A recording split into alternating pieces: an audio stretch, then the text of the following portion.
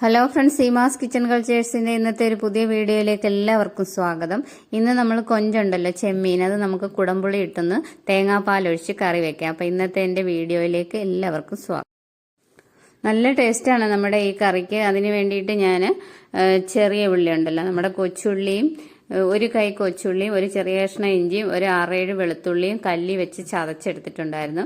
ഇനി നമ്മൾ ഒരു ചട്ടിയിലേക്ക് 1 സ്പൂൺ എണ്ണ ഒഴിച്ചിട്ട് അതിലേക്ക് ഒരല്പം ഉലുവയും കടുകും ഇട്ട് പൊട്ടിച്ചിട്ട് കുറച്ച് കറിവേപ്പില ഇട്ടതിന് ശേഷം നമുക്ക് ചതച്ച് വെച്ചിരിക്കുന്ന ചെറിയ ഉള്ളി, ഇഞ്ചിയും വെളുത്തുള്ളി, ഒരു പിടി ചെറിയ ഉള്ളിയാണ് എടുത്തിട്ടുള്ളത്, ഒരു ചെറിയ കഷ്ണം ഇഞ്ചി, ഒരു 6-7 വെളുത്തുള്ളി, ഇതെല്ലാം കൂടെ നമുക്ക് എണ്ണയിലിട്ടൊന്ന് വാട്ടിയെടുക്കാം.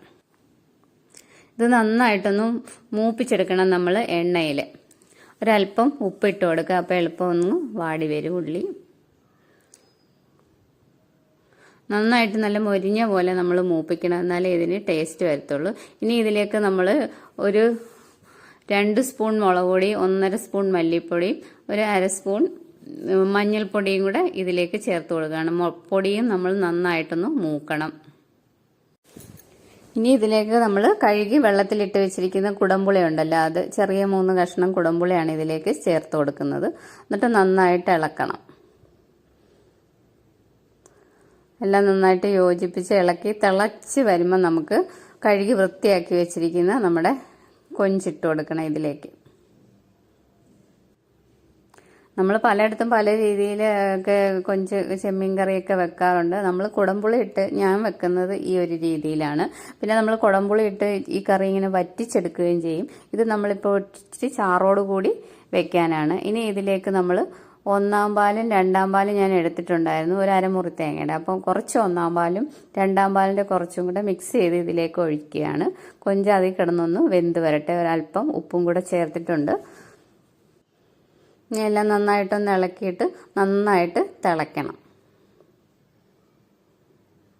ചോറൊക്കെ കഴിക്കാൻ നല്ല ടേസ്റ്റാണ് ഈ കൊഞ്ച് കുടംപുളി ഇട്ട വെച്ച കറിയെ.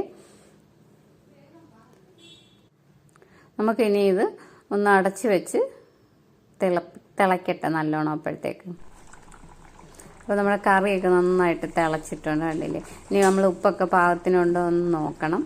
ഇനി അതിലേക്ക് നമ്മൾക്ക് എടുത്ത് വെച്ചിരിക്കുന്ന 1-ാം പാലുണ്ടല്ലോ, അതും കൂടെ ചേർത്ത് നമുക്ക് തിളപ്പിച്ചിങ്ങി ഇറക്കാം. നല്ല മണമൊക്കെ വരുന്നുണ്ട്. കൊഞ്ചും കുടംപുളിയും കൂടെ തിളച്ച് വേകുമ്പോൾ നല്ലൊരു മണമാണ് ഈ കൊഞ്ച് കറിക്ക്. ഇനി നമ്മൾ അതിലേക്ക് നമ്മുടെ 1-ാം പാൽ ഒഴിച്ചിട്ടുണ്ട്. ഇനി 1-ാം പാൽ ഒഴിച്ച് ചെറിയ തീയിലൊന്ന് തിള വരുമ്പോൾ നമുക്കിത് അടുപ്പിൽ നിന്നും ഇറക്കി വയ്ക്കാം. ഉപ്പൊക്കെ പാകത്തിനുണ്ടോ എന്ന് നോക്കിയതിന് ശേഷം നല്ല ടേസ്റ്റാണിത് ചോറിൻ്റെ കൂടെ കഴിക്കാൻ. നമ്മളിത് ഈ കറി ഇങ്ങനെ നന്നായിട്ട് പറ്റിച്ചും എടുക്കാം. നമ്മളത് കുടംപുളി ഇട്ട് വറ്റിച്ച ചെമ്മീൻ കറി എന്ന് പറയത്തില്ല, അത് അങ്ങനെ എടുക്കാം. നമ്മളിതിപ്പം ചോറൊക്കെ കഴിക്കാൻ അല്പം ചാറോടുകൂടി വേണ്ടത് കൊണ്ടാണ് നമ്മളിപ്പം ചാറോടുകൂടി ഇതുണ്ടാക്കുന്നത്. അപ്പോൾ എല്ലാവർക്കും എൻ്റെ വീഡിയോ ഇഷ്ടപ്പെട്ടെങ്കിൽ സബ്സ്ക്രൈബ് ചെയ്യാനും ലൈക്ക് ചെയ്യാനും ഒന്നും മറക്കരുത്. നല്ല ടേസ്റ്റാണിത് ചോറിൻ്റെ കൂടെയൊക്കെ കഴിക്കാനായിട്ട്.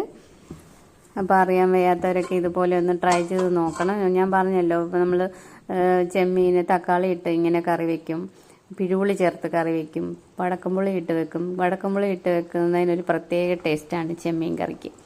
അപ്പോൾ എല്ലാവരും എൻ്റെ വീഡിയോ ഇഷ്ടപ്പെട്ടെങ്കിൽ സബ്സ്ക്രൈബ് ചെയ്യാനും ലൈക്ക് ചെയ്യാനും ഒന്നും മറക്കരുത്. ഇതുപോലെ ഇനിയൊന്ന് ഉണ്ടാക്കി നോക്കണം. താങ്ക്